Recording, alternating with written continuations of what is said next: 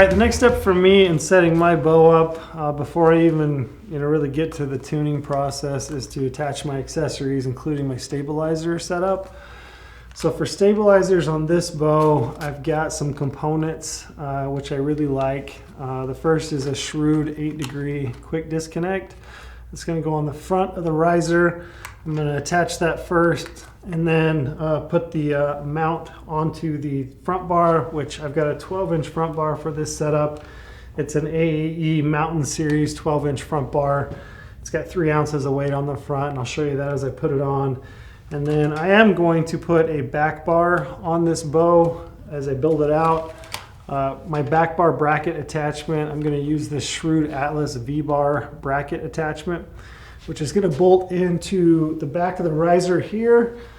And I can then use the quick detach with a 10-inch back bar, and I've got some weights I'm going to ultimately add to that in the end.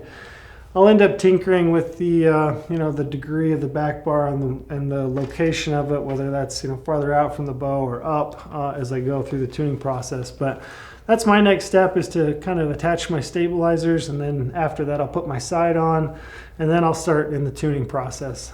The reason I don't personally get too crazy about tuning my bow until I've got my accessories attached is that the angle of your back bar, your stabilizer, your sight, overall that can affect your tune. So I like to know it's close. I think it's close, but in the grand scheme of things, I want my bow to tune with everything on it. So next step is just going to be to attach my accessories. All right, so I'm going to attach my quick disconnect. It's 3 pieces. You just got a bolt that goes through the middle of it. You have the main part of the housing, and then you have the stud that's going to screw on the end of your stabilizer. Pretty easy. You're just going to take your Allen wrench, run it into the bolt, and then just thread that into the front of the riser.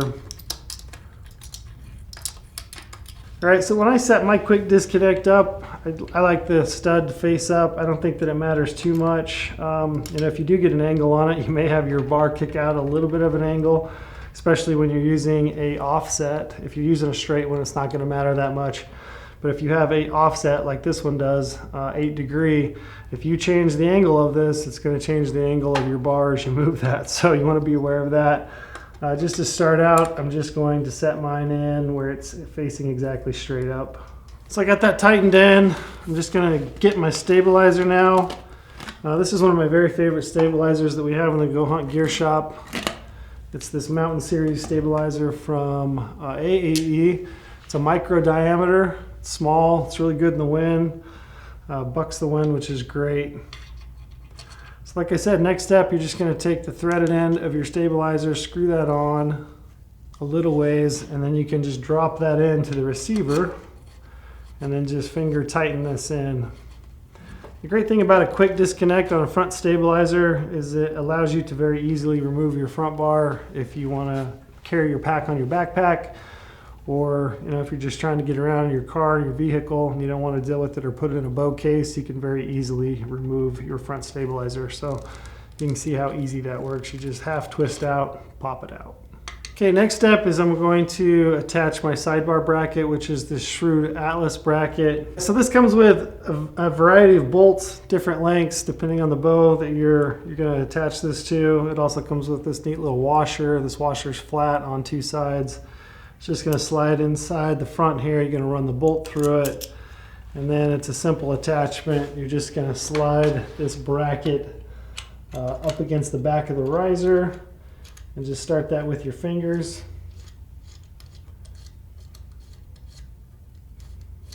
And once you get it fully snugged up, you can take an Allen wrench and tighten it up. You've got both vertical and horizontal adjustment with this sidebar bracket. I'll show you how to adjust that, but you've got a set screw here and a set screw on the bottom. And by simply loosening and tightening those, you can change the angle or the horizontal direction of your back bar. So get that snug tight. Next thing I'm going to do is just take my Allen wrench and I'm just going to snug this up. I'm going to grab my back bar. So my back bar, I've got a 10-inch Mountain Series AAE stabilizer. Just going to slide that out.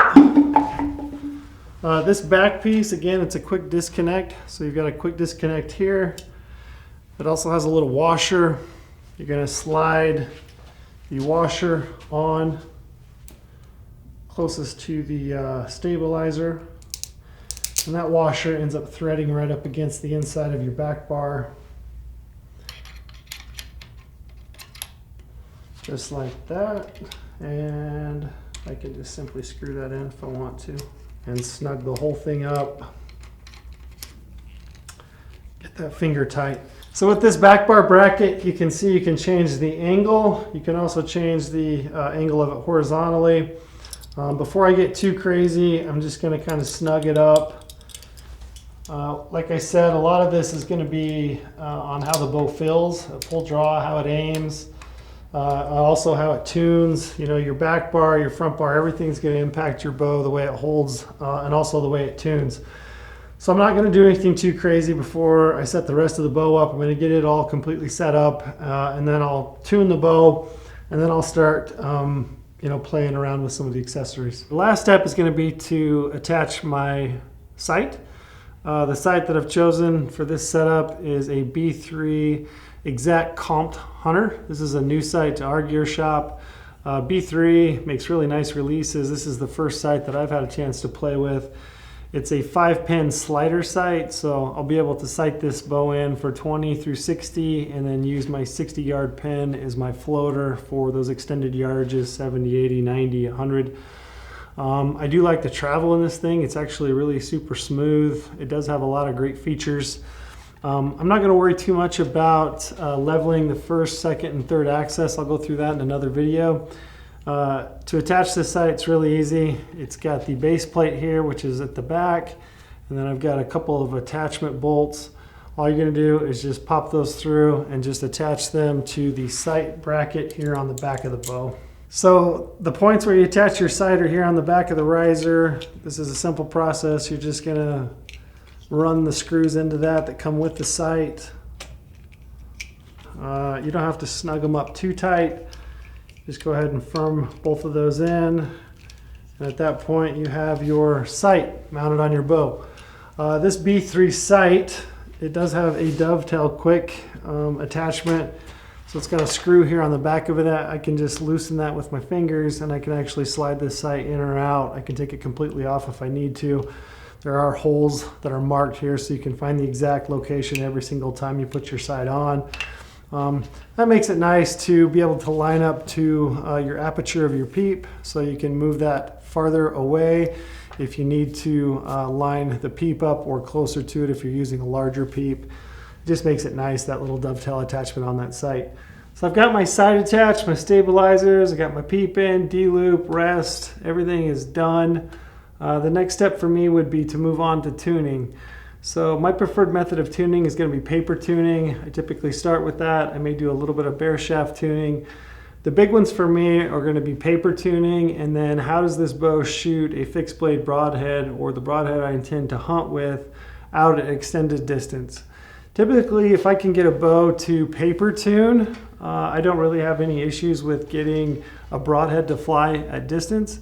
But those are kind of my two measures of tuning: paper tuning and then broadheads at distance, because ultimately that is, what I need to have hit exactly where I want to, are those broadheads. So that kind of wraps up the initial bow build. I'm going to move on to tuning process in the next video, and then I'll jump into eventually, how to level your sight up and sight your bow in.